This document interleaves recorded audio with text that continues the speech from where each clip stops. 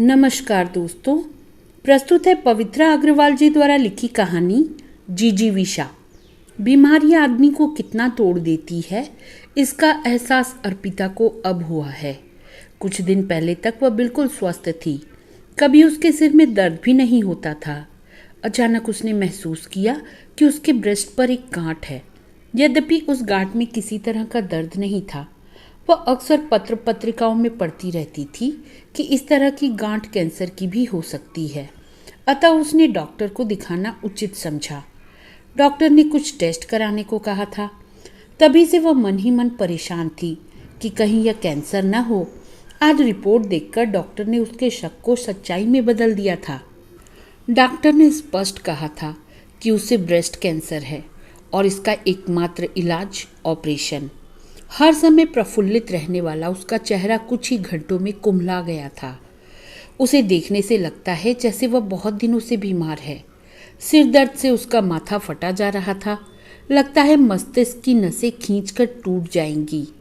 अब तक तो वह अपने रंगीले संसार में खोई हुई थी, जहां फूलों की महक थी, खुशियों का उजाला था और थे अनिल के साथ बिताए बहुत से पल। उनकी दूरियों के नज़दीकियों में बदलने का समय जैसे जैसे पास आता जा रहा था, उसकी बेताबियां बढ़ती जा रही थी। अचानक यह क्या हो गया? डॉक्टर के दो शब्दों ब्रेस्ट कैंसर ने उसके सपनों के संसार को छिन्न भिन्न कर डाला है। नैनों में मौत की परछाइयां तैरने लगी है। वह कुछ देर के लिए सब कुछ भूलकर चेतना शून्य हो जाना चाहती है, पर बिलखती मम्मी और मौन अश्रु बहाती सुमी उसको स्थिति की गंभीरता की याद दिला देती हैं। अच्छा है, अनिल के साथ विवाह सूत्र में बंधने से पहले ही उसे इस बीमारी का पता चल गया। डॉक्टर तो कह रहे थे कि डरने की कोई बात नहीं, अब यह रोग लाइलाज नहीं है। प्रारंभ में पता चल जाए तब तो बिल्कुल खतरा नहीं होता, और यह शुरुआत ही है। किंतु वो जानती है कि ऑपरेशन तो आखिर ऑपरेशन ही होता है। डॉक्टर तो मरीज को ऐसे सांत्वना देते ही हैं। हो सकता है कि यह कैंसर उसकी मौत का कारण बन जाए, जैसे मिसेज दमयंती के साथ हुआ था। मृत्यु न भी हुई तो एक ब्रेस्ट तो ऑपरेशन से निकालना ही पड़ेगा। मिसेज जोशी का भी एक ब्रेस्ट निकाल दिया गया था। अब वह कृत्रिम ब्रेस्ट लगाती हैं, किंतु अब से वह बहुत उदास रहती है। उनमें हीनता की भावना घर कर गई है। वह विवाहित है, 2 बच्चों की माँ है, पर उसकी तो अभी शादी भी नहीं हुई। इन हालातों में क्या विवाह करना उचित होगा? पता लगने पर हो सकता है अनिल के प्यार का नशा उतर जाए। तभी तो माँ चाहती है कि वह अभी अनिल को कुछ भी ना बताए। यह मानकर चले कि उसने अभी कोई टेस्ट नहीं कराया है, बल्कि उसे ब्रेस्ट कैंसर का पता ही नहीं है।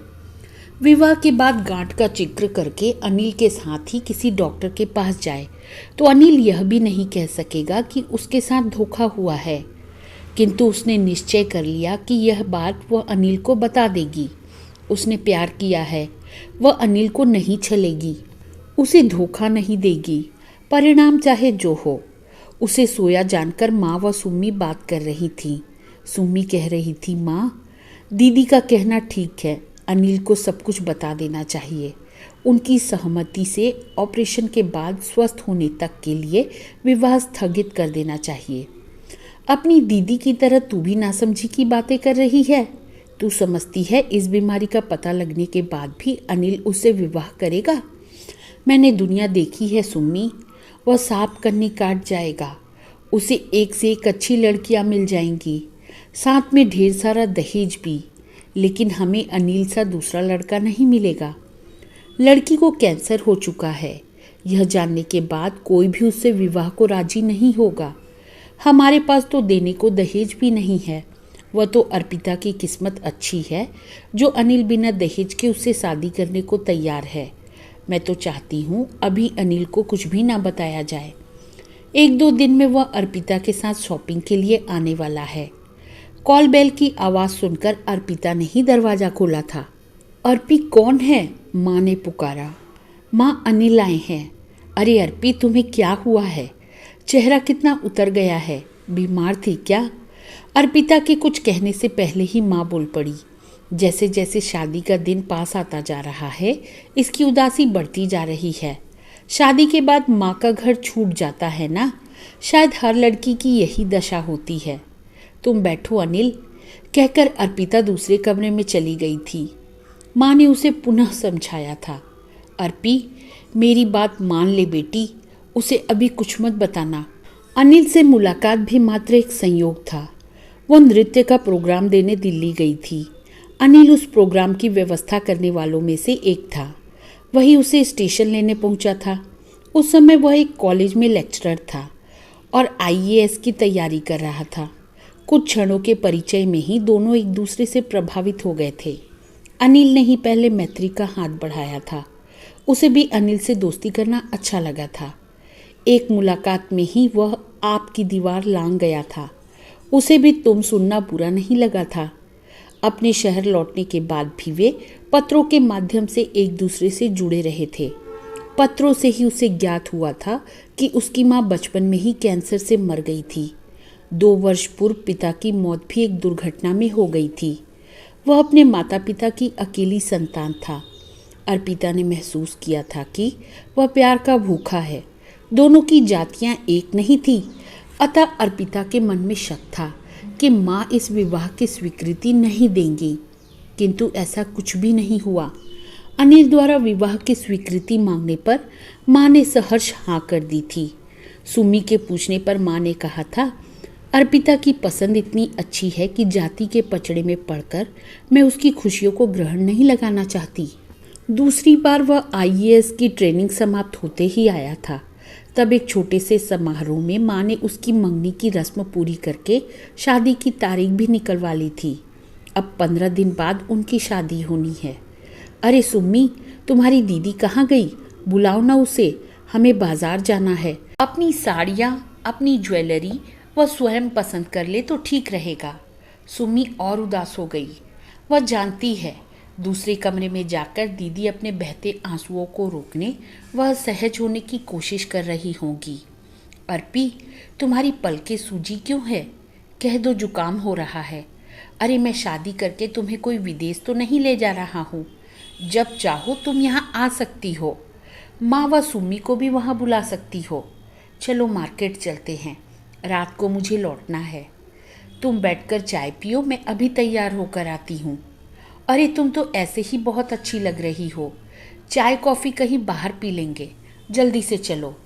अर्पिता का मन कहीं जाने को नहीं था। फिर भी जो वो कहना चाहती थी वो बातें घर में माँ के समक्ष कहने में स्वयं को असमर्थ पा रही थी। अनिल, पहले हम बाजार न जाकर कहीं और चलेंगे। कॉफ़ी हाउस चलें? नहीं, चलो किसी पार्क में बैठेंगे। तुमसे बहुत सी बातें करनी हैं।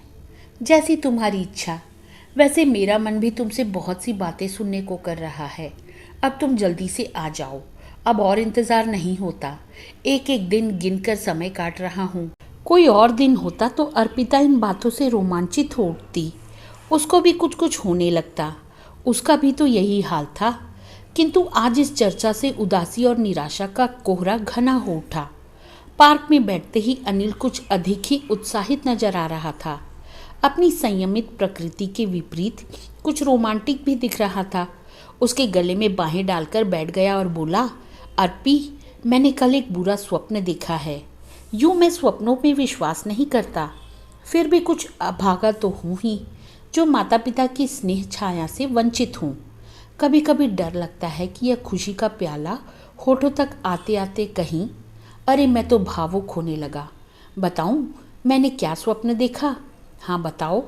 मैंने देखा तुम दुल्हन की तरह सजी बैठी हो। मैं जैसे जैसे तुम्हारे पास आने का प्रयास करता हूँ तुम दूर होती जाती हो। मैं तुम्हारा आंचल थामना चाहता हूँ, तभी तुम्हारी साड़ी पंखों में बदल जाती है और तुम आसमान में उड़ जाती हो। मैं हताश तुम्हें पकड़ने के प्रयास में हाथ उठाए खड़ा रह जाता हूँ। अनिल, हो सकता है यह सपना सच ही हो जाए। कैसी बातें करती हो? सपने भी कभी सच होते हैं। अर्पिता के अब तक सप्रयास रोके हुए आंसू बांध तोड़कर बह निकले। अर्पी, तुम्हें जरूर कुछ हुआ है। तुम मुझे स्वस्थ नहीं लग रही। पिछली बार तो तुम पूरे समय चिड़िया सी चहकती रही थी। कहाँ खो गई तुम्हारी वह चहचहाहट? और ये आंसू क्यों? कुछ बोलो अर्पी, मुझे डर लगने लगा है। हाँ अनिल, तुम ठीक कह रहे हो। इस 3-4 दिनों में बहुत कुछ बदल गया है। पता नहीं इस नए जीवन पथ पर तुम्हारे साथ चल पाऊंगी या नहीं। प्लीज अर्पी, पहेलियाँ मत बुझाओ, मुझे बताओ तुम्हें क्या हुआ है। कैसे कहूँ अनिल, हमारे स्वप्न पूर्ण होने से पहले ही बिखरने लगे हैं। शारीरिक रूप से मैं बिल्कुल स्वस्थ थी। एक दिन अचानक ब्रेस्ट की एक गांठ पर ध्यान गया तो डॉक्टर को दिखाने चली गई। कुछ टेस्ट कराने के बाद डॉक्टर का कहना है कि मुझे ब्रेस्ट कैंसर है, ऑपरेशन कराना होगा। हो सकता है ब्रेस्ट निकालना पड़े। इस हालत में हमारी शादी कैसे हो सकती है। इसलिए मैंने शॉपिंग का प्रोग्राम कैंसिल कर दिया है। मैं तुम्हें धोखे में नहीं रखना चाहती थी, इसलिए तुम्हें सब स्पष्ट बता दिया है। अर्पिता ने सोचा था कि वह तड़प उठेगा, फिल्मी हीरो की तरह कहेगा, कैंसर तो क्या, तुम्हें मृत्यु भी मुझसे अलग नहीं कर सकती। यह बीमारी खतरनाक अवश्य है, पर लाइलाज नहीं। तुम मेरी हो, तुम्हें मुझसे कोई नहीं छीन सकता। वह कहेगी, अनिल भावुक मत बनो, वास्तविकता को पहचानो। अनिल कहेगा, नहीं अर्पी, मैं इतना स्वार्थी नहीं। विवाह के बाद ज्ञात होता तो क्या मैं तुम्हें त्याग देता। यह विवाह जरूर होगा, आगे जो मेरी नियति होगी वह सह लूँगा। अरे वह कहाँ कल्पना में भटकने लगी। अनिल तो एकदम चुप है, पत्थर के बूत की तरह। अनिल के मन में विचारों का बवंडर उठा हुआ था। इसी बीमारी ने बचपन में उसे माँ के स्नेहिल प्यार व ममता से वंचित कर दिया था। क्या अब वह अपने पहले प्यार अर्पिता को भी नहीं पा सकेगा। लेकिन माँ को तो पेट का कैंसर था, उन्होंने बहुत शारीरिक कष्ट पाया था। अर्पिता को तो कोई शारीरिक कष्ट नहीं है। हो सकता है यह कैंसर की प्रथम स्टेज हो। नहीं, उसकी जान को कोई खतरा नहीं होगा। ज़्यादा से ज़्यादा यह होगा कि डॉक्टर एक ब्रेस्ट निकाल देगा। लेकिन इसकी क्या गारंटी है कि यह बीमारी दोबारा नहीं होगी। तो क्या विवाह को टालना ही उचित होगा। मैं क्या करूं? हे भगवान, ये क्या हो गया। भगवान, ये क्या हो गया। ये शब्द कुछ इस तरह से अनिल के मुंह से निकले थे कि अर्पिता के साथ वह स्वयं भी चौंक गया। क्या हुआ अनिल, कुछ तो बोलो। क्या बोलूं अर्पी, लगता है किसी ने जीवन शक्ति ही निचोड़ ली है।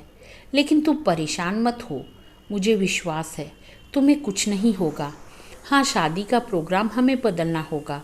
चलो कॉफ़ी हाउस चलते हैं, कॉफ़ी पीकर माँ के पास चलेंगे। अर्पिता के मन में कहीं एक टीस सी उठती है।